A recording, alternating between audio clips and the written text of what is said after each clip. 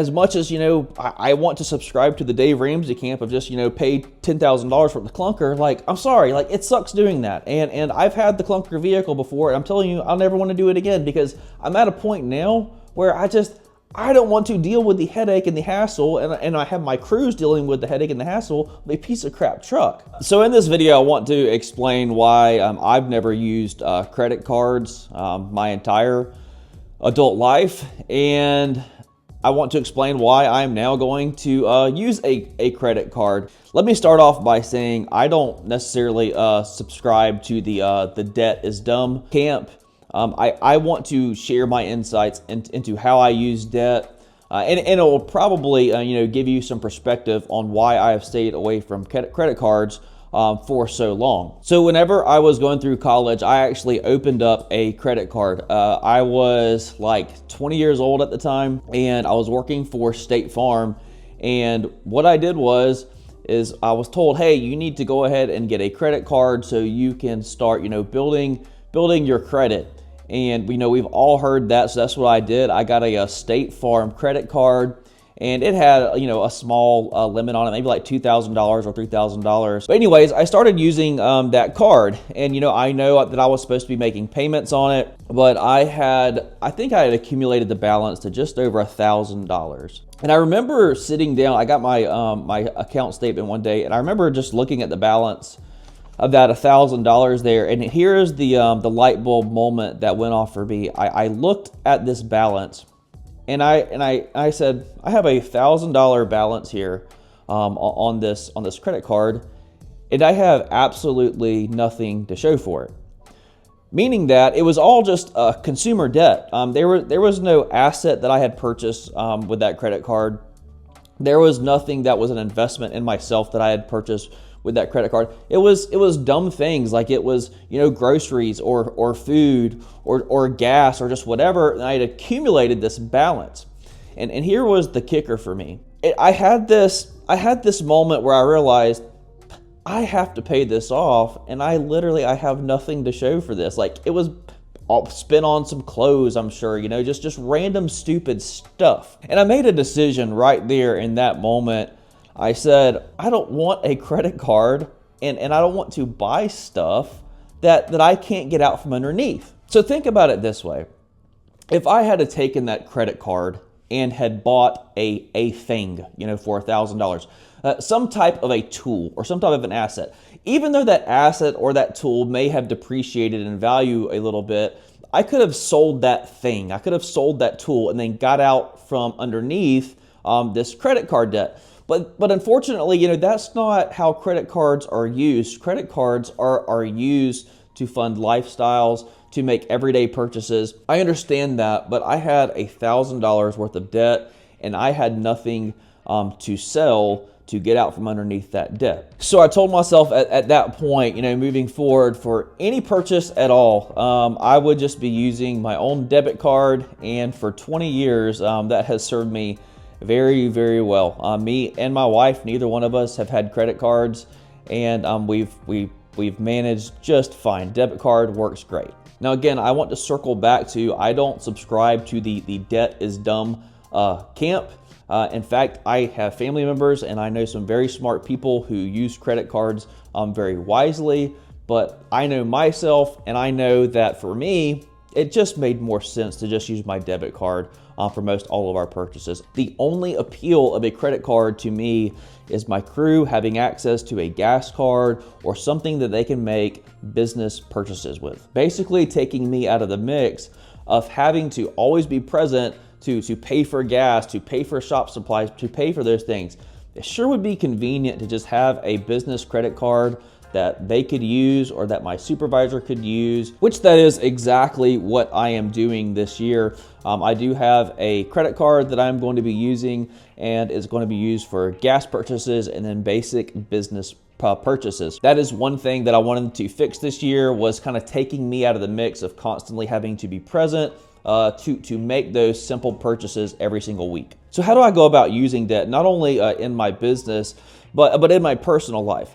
Now, let me first preface this by saying, look, I am not saying that, if you don't do this, you're not a smart person and this is the only way. I'm not saying that at all. I'm just saying this is what has worked for me, and I feel very confident in giving this out as advice to the majority of folks out there. Number one is I try to not just reduce, but just completely eliminate like consumer debt. Again, credit cards, personal loans, payday loans, those types, like they're just a non-go for me. They're just a non-flyer. Like, there's no reason for me to do that. And if I'm feeling like I have to use some type of a consumer credit, whether it's credit cards, personal loans, or payday loans or something like that, if I'm doing that, then something is seriously out of whack with the finances. You've got to get yourself under control.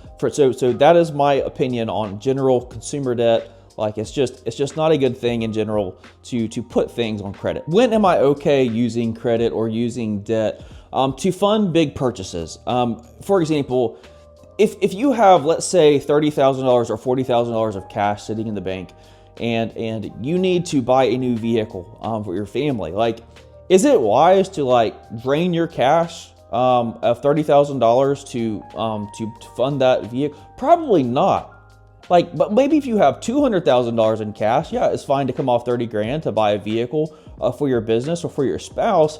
But the truth of it is most of us are not sitting with $200,000, in our checking account. We might be lucky to have that in retirement accounts, but the vast majority of folks out there, it's just not feasible to come off that much cash. I rather finance that vehicle. I rather finance that big purchase. And what do I have the ability to do if I were to ever get in trouble? I could sell it. I could sell it and get out from underneath that thing. So yes, you're carrying debt on this asset, this depreciating asset.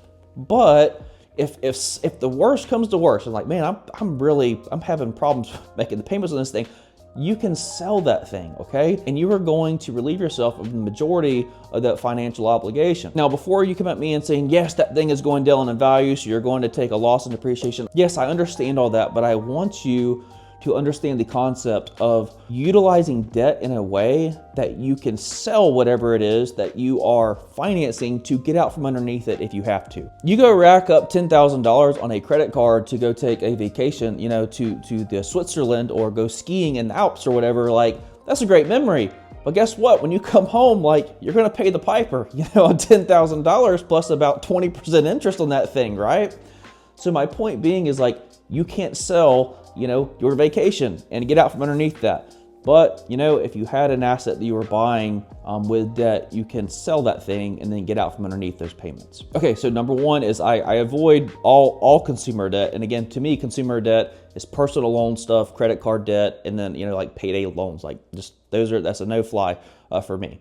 Number two is when I do utilize debt, I am typically using it in a way where I'm trying to hold on to my cash reserves. Like, I'm not wanting to deplete my cash reserves, so I'd rather just borrow the money and make payments and have this asset over here that it allows me to save my cash, and then if worse comes to worse, I can sell this and then get out from underneath those payments. Now, that being said, I want to caution you about running too many of these quote assets. If you're financing equipment and you're financing a lot of vehicles, if you are financing those depreciating assets and you have too many of them over here, you are going to get in trouble on it, all right? Depreciating assets such as equipment for your business or trucks and vehicles and those types of things, they're necessary. Like, they as much as, I want to subscribe to the Dave Ramsey camp of just, pay $10,000 for the clunker. Like, I'm sorry, like, it sucks doing that. And I've had the clunker vehicle before, and I'm telling you, I'll never want to do it again because I'm at a point now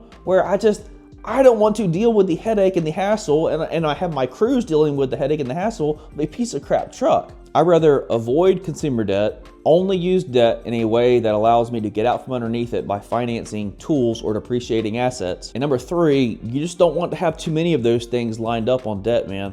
One or two is okay, but if you start picking up 4, 5, 6, 7 pieces of equipment and multiple vehicles, that's when you're going to get in trouble utilizing debt. So debt to me is just like anything else.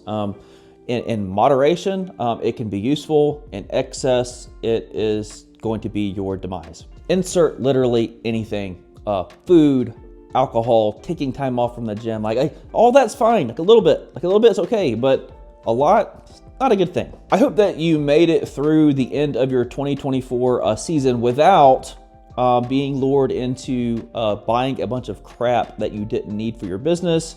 And if you did, hey, it's not too late to get out from underneath it. It's not. Like, you may take a little bit of a loss on it, but it's not too late. Sell that thing, get out from underneath all those payments, and reframe, restructure the way that you think about using debt. And to hammer the point home one more time, stay away from consumer debt.